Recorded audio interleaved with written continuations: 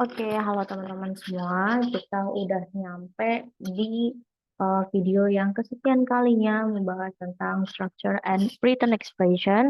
Dan di video kali ini kita bahas tentang problems with the form of the verb. Jadi udah 29 skill yang udah kita bahas di channel ini. Teman-teman bisa check out video pembahasan tentang skill 1 sampai 29 dan juga latihan-latihannya. Kalau teman-teman suka sama 10 soal latihan, tinggal buka playlistnya. Kalau semisal ada yang 20 soal juga atau kalau teman-teman mau pakai mocking test, kita ada tiga video untuk 40 soal sekaligus pembahasannya. Oke, nah untuk di penjelasan tentang problems with the form of the verb ini akan dibahas 3 skill ya. Jadi skill 30, 31 sampai 32. Nah, sebenarnya yang dibahas di form of the verb ini gimana sih? Jadi itu kita akan membahas sebenarnya verb keberapa sih yang harusnya kita pakai ketika pakai di situasi tertentu atau apa sih namanya setelah pembantu kata kerja seperti have, terus be, terus ada modal dan lain sebagainya, verb apa yang harus kita pakai, apakah itu verb 1, 2, atau 3. Jadi kalau misalnya teman-teman lihat di sini, kita lihat yuk bagannya di sini itu adalah macam-macam bentuk kata kerja ya, dari yang bentuk asalnya dulu, base form atau bentuk dasarnya. Bentuk dasarnya itu bentuk dari dasar dari suatu kata. Misal kalau teman-teman pernah dengar kata playing itu kan artinya bermain ya. Itu berarti bentuk dasarnya atau bentuk kata dasarnya itu play aja tanpa diiming-imingi dengan ing dan lain sebagainya. Nah, bentuk kata kerja yang sering banget orang tahu itu ada 3 ya, 1, 2, sama 3. Per 1, per 2, per 3. Kalau semisal contoh kayak go gitu, go, when, gone gitu. Jadi go itu verb 1, verb 2-nya went, verb 3-nya gone. Nah, kalau dari buku ini kita nyebutnya verb 1, 2, 3 itu dengan present, verb 1 ya, di mana dia itu bisa menjadi verb 1 atau verb s tergantung dengan subjeknya. Jadi ini lebih ke nyerempet-nyerempet ke tenses ya. Jadi ini tuh kayak jalan pintasnya kalau misal abis have itu pasti verb 3, abis be itu pasti verb ing atau pasif dan juga kalau semisal habis modal itu verb 1 gitu. Nah, verb 1 atau verb S dia bilangnya itu present. Wait a minute. Oke, verb 1 atau verb S yang biasa dipakai di simple present itu dia bilangnya kata kerja present. Nah, terus kalau misalnya yang pakai ing, nah itu dia sebutnya present participle.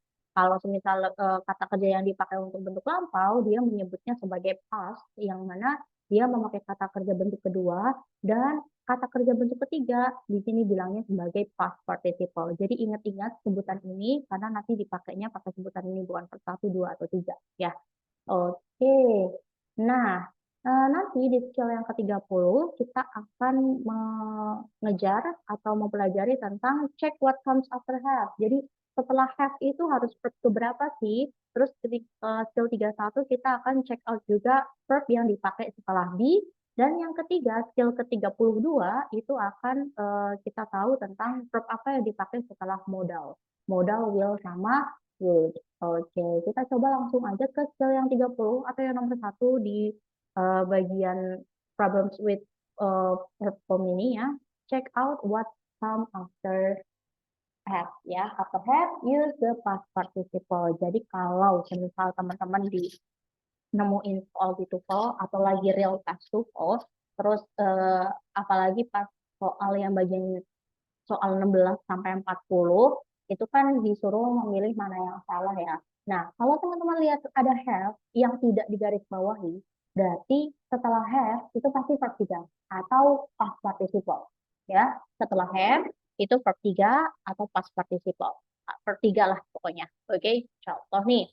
Kalau di sini kalau yang ada bintangnya itu berarti salah ya contohnya. They had walked to school. Nah, harusnya walked. Iya, karena verb 3-nya walked. Ya, dia kata kerja beraturan. Jadi walk, walk, walked. Oke. See, so, seen. Nah, jangan see tapi seen karena dia setelahnya have dan lain sebagainya.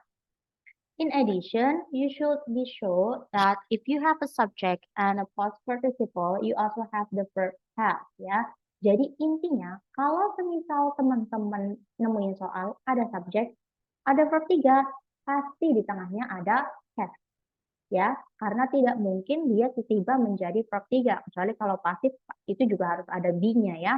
Nah, kalau semisal dia emang past participle, pasti ada sesuatu yang membuat dia menjadi past participle atau verb 3. Kalau dalam kasus ini bisa jadi dia itu have atau has. This problem is particularly common with those verbs, such as sing, sang, sung, that change from present to past participle by changing only the vowel. Okay, cool. Wait a minute. Nah, ini ya.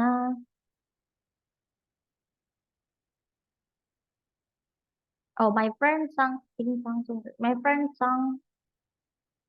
Nah, kalau semisal ini, teman-teman juga hati-hati sama verb yang mungkin bunyinya rada-rada sama. Kalau sini di contohnya sebagai sing, seng, sang ya. Nah, sing, seng, sang itu kan cuma diganti vowel-nya aja. Nah, itu juga harus hati-hati kalau teman-teman lihat contoh yang ini.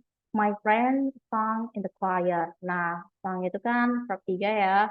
Nah, mungkin ada sebagian teman-teman yang mungkin bisa kebalik-balik sama verb 2-nya, juga harus hati-hati. Kalau tiba verb 3 kayak ini nggak boleh. Harusnya dia itu sang aja langsung verb 2, atau kalau tetap mau pakai sang harus ada has-nya atau has atau have kayak gitu. Oke, cool. Kalau pada intinya setelah have itu pasti verb 3 atau past participle. Kalau misalnya ada verb 3 di depannya nggak ada apapun, ya udah dia salah. Kecuali kalau dia ini ya, apa sih namanya, yang di reduce, adjective clause yang di reduce gitu. Tapi kalau misal dia jadi verb utama, pasti di depannya ada have-nya. Oke, kita lihatnya ya. Coba kita latihan di nomor 1 sampai 10. Seperti biasa, kita diminta untuk menebak apakah kalimat itu benar atau tidak. Oke, kalau benar correct, I, kalau tidak benar incorrect. Ya, tidak benar. 3. Having finished the term paper, he began studying for the exam. Having finished the term paper. Having finished the term paper, he began studying for the exam. Oke, setnya ada have, di sini past participle.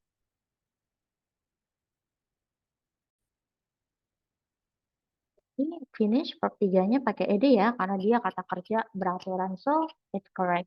Jadi having finished. Oke. The secretary has broke her typewriter. Oke, ini ada has. Broke itu verb keberapa, brother? Yap, dia verb kedua ya. Jawabannya adalah broken. Oke, jadi has broken, bukan broke ya. Jadi incorrect. The installer should have complete the task more quickly. Di sini ada have, di sini present participle, harusnya past participle ya. Completed, harus completed. Oke, jadi incorrect. He has often become angry during meetings. Ini ada has, become-nya harus verb 3. Apakah become verb 3? Yes, become, became, become. Ya, jadi dia itu kata kerja tidak beraturan, yang mana yang beda itu cuma verb 2-nya, became. Verb 3-nya balik lagi verb 1. Jadi become, so that's correct. She has rarely rode her horse in the park. Oke, rode apakah verb 3? Bukan ya teman-teman ya, dia itu verb 2. Rode, ridden ya, ridden, has ridden. Ridden. Oke. Jadi incorrect. Oke. Having so, oke, sampai sini aja ya. Having so itu verb apa? Verb 2 ya, harusnya verb 3. See, so, seen. Incorrect. Tom has thought about taking that job. Oke, has. Apakah thought itu verb 2? Ya, dia verb 2 tapi juga verb 3. Think, thought. Iya, verb 2 sama 3-nya sama ya. Jadi has verb 3. Oke, benar. Terakhir, you might have respond more effectively. Respond itu kata kerja beraturan, jadi harusnya responded. Oke, jadi incorrect. Oke, semoga membantu teman-teman ya dalam pekerjaan, dalam belajar TOEFL. Dan if you have anything in mind, if you have any question, just write it down on the comment section. Feel free to comment everything. So yeah, see you in the next video. Bye-bye.